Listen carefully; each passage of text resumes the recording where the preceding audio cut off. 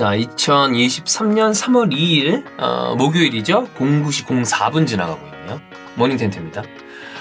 오늘이 개강인 분들이 많죠. 개강, 개학이라고 해야 되나? 네. 자, 그럼 우리 오늘 텐트 3개 치러 갈까요? 갑시다. 자, 첫 번째 텐트입니다. 오늘의 첫 번째 텐트. 지금 지속적으로 클린스만 감독에 대한 이야기 나오고 있죠. 클린스만 그리고 슈틸리케. 저희가 외부 촬영을 할 게 있어서 좀 나가서 왔다 갔다 하다 보면 많은 분들이 그런 얘기를 합니다. 모닝 텐트 잘 보고 있습니다. 이스타 TV 잘 보고 있습니다. 퀴즈쇼 잘 보고 있습니다. 이상형 월드컵 재밌어요. 이런 얘기를 하시는데, 전체적으로 축구에 대한 관심이 많으신 분들 중에도 분류를 하자면 국내 축구 좋아하시는 분들, 그러니까 K리그, 그 다음에 대표팀, 그 다음에 해외 축구 좋아하시는 분들이 좀 나눠지죠. 국내 축구를 좋아하시는 분들은 K리그는 전체적으로 대부분 호의적이야, 우리한테. 근데 그 중에서도 대표팀 좋아하시는 분들은 호의적이다, 좀 적대적이다 이런 게 아니라 어떡해요 이런 얘기를 많이 하시는데, 이번에 클린스만 감독이 부임했고 그 다음에 마이클 밀러 위원장이 얘기를 했잖아요. 기자회견 다음에 또 몇몇 분을 만났는데 그때는 잘할까요? 이런 얘기가 되게 많아요. 이런 얘기가 많은 상황에 우리도 모르지. 클린스만이 어떻게 할지 몰라요. 클린스만이 잘해야 돼요. 왜냐하면 모든 대한민국 대표팀 감독은 잘해야 됩니다. 와가지고 못한 다음에 다시는 이런 사람 뽑으면 안 돼? 알았지? 이렇게 하기에는 우리 대표팀의 상황이 녹록치 않아. 무조건 잘해야 돼요. 못하면 빠른 결정을 내려야 돼. 왜? 우리 대한민국 축구 산업이 대표팀 축구가 흔들리기 시작하면 근간이 흔들리는, 원래 그렇게 되면 안 된다고 보는데 너무 문제가 많이 커져서 잘해야 된다고 봅니다. 근데 클린스만이 잘 될지 안 될지는 우리가 모르잖아. 와봐야 알잖아. 근데 그 와중에 그들을 좀 도와줘야 될 만한 그 주변의 사람들이 어느 정도 갖춰져 있는지는 우리는 모른다. 근데 그때도 얘기했던 것처럼 기자회견이 너무 좀 준비가 안 돼 있는 것 같아서 아쉬운 게 있었잖아. 자, 그런데 여러분 슈틸리케 주원영은 언급하는 걸 별로 좋아하지 않습니다만, 주원영이 이제 명문이 있었죠. 명문. 술 마시고 쓴 SNS. 이거 본 적 다 있죠. 내가 딴 건 몰라도 주원영이 이거 쓴 이 글은 잘 썼다고 봐요. 왜냐면 내용이 더 좋아. 슈틸리케에 대해서. 레전드지. 뭔지 알죠? 왜냐면 그 진심이거든. 그때 형이 나름대로 되게 순화해서 쓴 거야. 나랑 술자리든 아니면 다른 사람들이랑 얘기했을 때 그 얘기를 많이 했었어요. 이건 나는 이 말도 안 된다고 본다.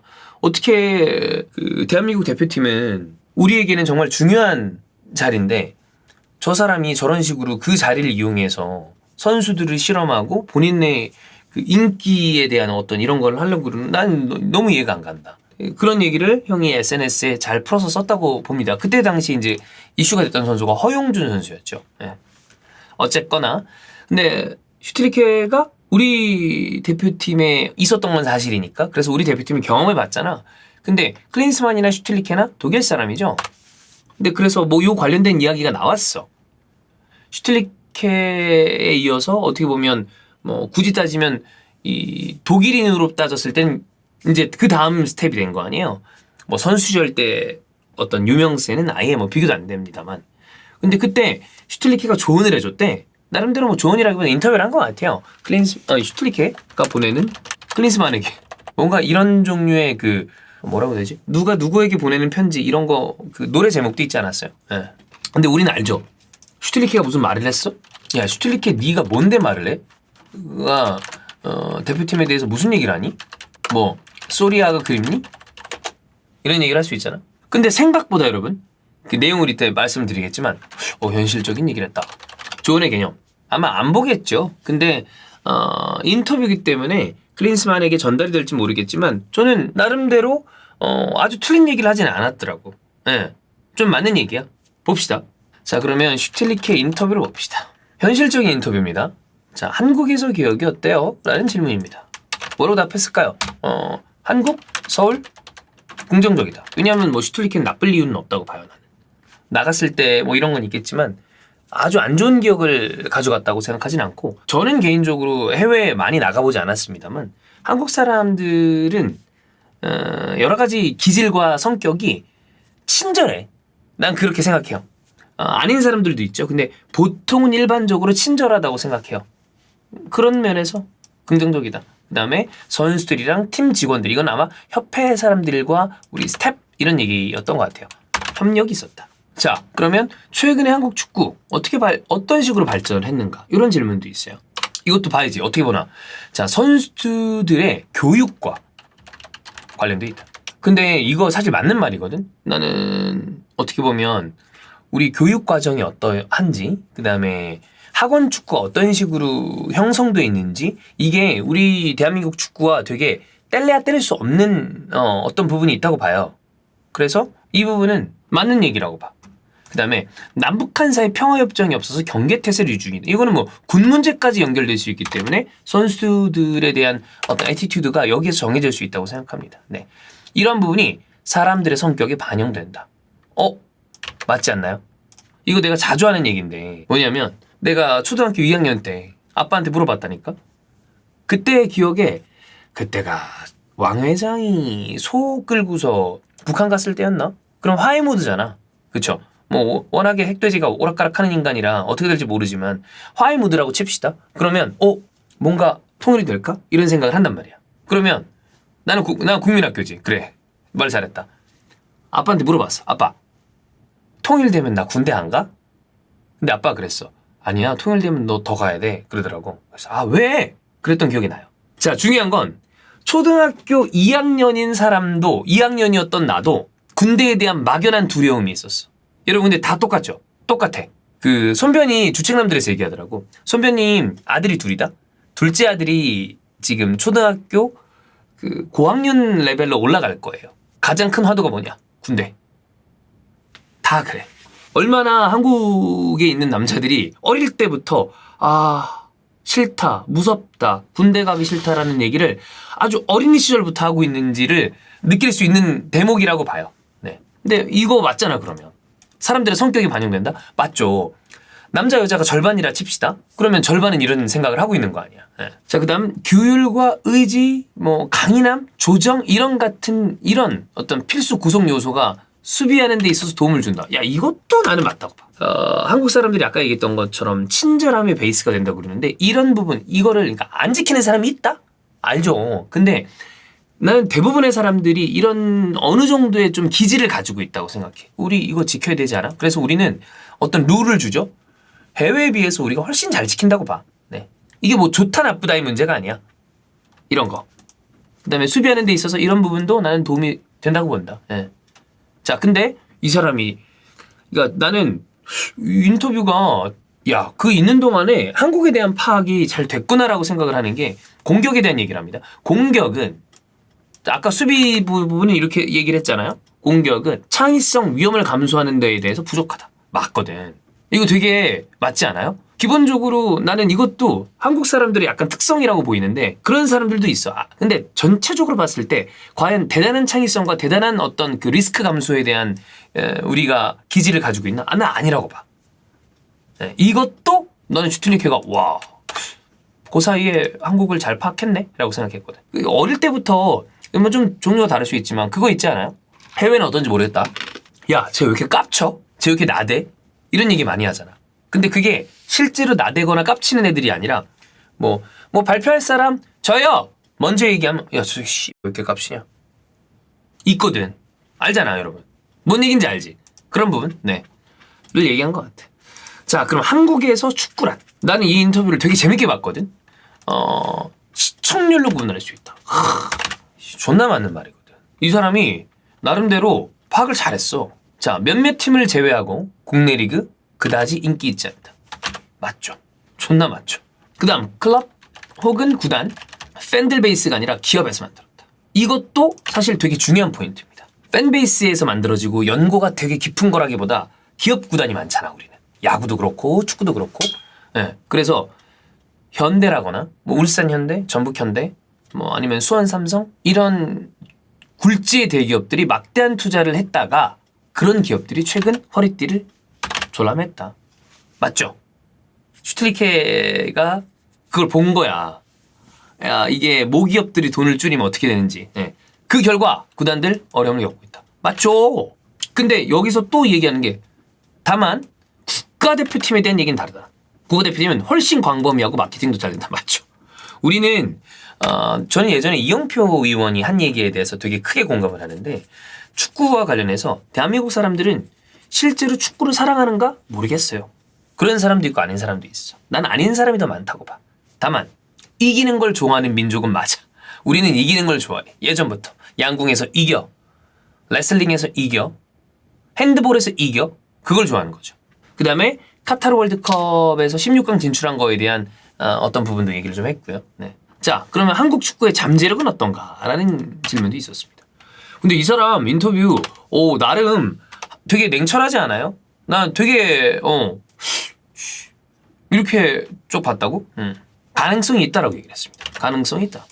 자, 문제는 내가 있던 시절이라고 얘기했습니다. 슈틸리케가. 내가 있던 시절. 젊은 선수들과 함께하는 게 학교랑 대학의 손에 달려있다. 지금은 비교적 학원 축구, 그 다음에 클럽 축구 이런 게 이제는 클럽 프로 산하에서 곧바로 그 프로로 가는 비중이 높아져서 예전만큼 어떤 대학과 진학에 대한 게 이전보다는 좀 달라졌다고 보지만 여러분 그 축구라는 산업으로 봤을 때 프로로 가는 사람보다 프로로 가지 못하는 사람의 비율이 훨씬 더 많잖아요. 근데 그걸로 좀 범위를 넓혀보지? 여전히 이거에 달려있습니다. 많은 젊은 선수들이 일본으로 가버린다. 네, 그래서 잘 못 본다. 그 다음에 학위, 커리큘럼 이런 좀 통일된 원칙을 기반으로 하다 보니까 젊은 선수들에 대한 체계적인 홍보가 좀 부족하다. 자, 그러면 클린스만에 대한 얘기도 합니다. 클린스만의 경험. 이 사람은 대표팀 경험도 있고, 그 다음에 독일 외에 다른 나라도 가봤고, 그리고 헤르타 베를린에서는 이사회의 개념으로 들어갔다가 감독도 잠깐 중간에 했었고, 얼마나 중요한가. 자, 프로스포츠에서 트레이너로서 풍부한 경험을 통해 혜택을 받고 전달할 수 있다. 그게 뭐냐면 경험이 중요하다는 얘기를 한 거죠. 예. 그 다음에 중요한 얘기를 하는데 but 유럽이랑 미국이랑 일상생활이 완전히 다를 거고 요거는 현장에서 경험을 해봐야 한다라는 얘기도 합니다. 유럽, 미국과 일상생활이 완전히 다를 거다. 다르죠. 뭐 내가 안 가봤지만 우리 좀 난 독특한 나라라고 생각해. 한국이. 다르죠. 독특한 나라니까 내가 아침마다 축구 가지고 지금 모닝 텐트를 치는 거 아니겠습니까? 예. 자, 그럼 클린스만이랑 뭐 얘기 좀 했어요? 뭐 정보 좀 제공을 했나? 물어봤을 때는 No. 네. 서로 아는 사이긴 한데 예전이나 지금이나 계약과 관련해서 얘기하지 않는다. 연락 없다. 이런 얘기를 했고요. 자, 그러면 인터뷰상으로 어떤 조언을 하고 싶은가라는 여기 질문이 있습니다. 그 얘기를 좀 볼까요? 그곳에서 삶을 느끼고 알기 위해서 거주해야 된다. 그러니까 거주해야 되는 얘기죠. 그 다음에 일상적인 문제를 얘기해야 되고 그 다음에 두려움이나 뭐 기쁨이나 습관을 아주 가까이에서 경험을 할 수 있을 것이다. 거주해야 한다면. 그 다음에 이 얘기 한국은 현대성이랑 전통을 조화시키는 매우 어려운 균형의 직면에 있다. 존나 잘 맞지 않아요? 우리는 아주 첨단의 생각과 머리 깊숙이 박혀있는 우리의 생각이 난 모든 나라가 비슷하다고 보는데 요 균형을 많이 지키려고 하죠. 네, 요것도 맞는 얘기라고 봅니다. 그 다음에 그럼 클린스만이랑 한국이랑 얼마나 잘 어울릴까라는 얘기에서도 이거는 또 맞는 얘기예요. 사실 모든 그 프로 수준의 클럽 레벨 혹은 뭐 대표팀 레벨에서 어려운 일이잖아 감독이. 그러다 보니까 어느 지역을 막론하고 대표팀 감독은 결과를 내야 한다는 압박을 끊임없이 받는다. 너도 압박을 많이 받았겠죠? 그 압박에서 결론을 못 내서 그렇지 슈틸리케 아저씨가. 한국은 아시아에서 선두 국가가 되길 바라기 때문에 경쟁에서 잘해야 된다. 그래서 이제 소리아를 바란 거죠. 잘해야 된다. 이거 맞죠? 그러면 그 대한민국 대표팀의 감독은 어떤 자질을 갖춰야 되는가? 통하지 않는 언어를 쓰는 국가에 갔을 때 중요한 거 통역사다라는 얘기를 합니다. 통역사 중요하죠. 그 다음에 기술적으로도 굉장히 높은 수준이어야 되고 대인관계에서도 당신을 도와야 된다. 통역사에 대한 이게 진짜 중요하다고 생각을 하나 봐. 예. 근데 이건 맞는 말이야. 그러면 한국은 세계 축구에서 어느 정도의 어떤 그 비중을 가지고 있는가? 아직은 해외 유명 구단에서 뛰는 선수가 적다. 맞는 말이지? 많진 않잖아. 네, 적다. 그리고 일본, 이란보다 조금 더 앞서가고 싶어하는 마음을 협회가 가지고 있다. 그리고 소니에 대한 얘기도 합니다. 손흥민은 어떤 존재인가? 라는 얘기를 해요. 여기에 대해서 사실 뭐 손흥민의 위상은 슈틸리케 감독 이후에 더 올라갔죠. 그렇기 때문에 본인은 나는 다 알지는 못한다고 보는데 특별한 관심이 필요하다. 그러면서 이런 얘기예요. 손흥민이 없으면 한국 공격 마비된다. 네. 그리고 독일어 영어로 완벽하게 구사한다. 코칭 스텝과 작업이 편하다. 매우 친숙한 유형의 선수다. 이런 얘기를 합니다. 중요하죠. 손이 중요하죠. 그다음에 분데스리가에서 뛰는 뭐 정우영 선수라거나 이재성 선수에 대한 얘기를 하는데 한국 리그는 재정적으로 튼튼하지 않아서 해외 구단 관심은 항상 흥미롭다. 이것도 맞는 얘기예요. 네. 아시안컵 얘기도 합니다. 아시안컵 여름에 열리는데 토너먼트에서 어느 정도 영향력이 있냐라고 물어보니까 마지막 우승이 1960년이기 때문에 협회에 큰 바람이다. 네. 그다음에 호주한테 연장에서 패배한 경험이 2015년에 있고 쉽지 않다라고 얘기를 합니다. 자, 그래서 결론. 뭐 이 사람 얘기한 건 아닙니다만 역시 제3자가 되면 냉철해진다. 어떤 분들이 채팅창에서 얘기하는 것처럼 반통수가 아스날 얘기했을 때 맞는 말만 하거든. 근데 나는 이 사람이 이거 보고 나서 야, 아주 오랜 기간 있었던 건 아니잖아요, 한국이. 근데 많이 파악을 했구나라는 생각이 들더라고. 하여튼 슈틸리케의 인터뷰 그리고 글쎄요. 슈틸리케보다 선수 시절에 클린스만은 훨씬 더 스타였죠. 아마 이번 금요일에 축구 뒷담화에 나가겠지만 차상혁 기자님이 나왔어요. 근데 독일에서 대학을 나온 분이잖아. 독일 얘기를 좀 했어. 근데 이 클린스만이 가진 위상에 대한 이야기를 했는데 내가 생각했던 것보다 훨씬 더 크더라고. 선수 때의 클린스만. 근데 지금은 이미 이 사람이 독일에 거주하는 게 아니라 미국에 거주하기 때문에 그때의 영향력은 아니래요. 그럼에도 불구하고 클린스만의 선수 시절의 위상은 어마어마하다. 근데 봐. 선수 시절의 위상과 감독의 위상? 별개죠. 그거를 어떤 식으로 우리가 융화시킬 것인가 라는 게 나는 중요한 포인트라고 봐요. 네. 선수 때 대단했던 거는 그건 그거고 지도자로서 대단한 건 별개잖아. 근데 본인이 감독을 하고 있는데 야, 나 클린스만이야. 그죠? 너 뭔데? 나 옛날에 월드컵 때 골 이만큼 넣었어. 아니 그러니까 너 뭐냐고. 너 감독 아니야. 그러니까 야, 나 인테르 게르만 삼총사야. 안 되잖아.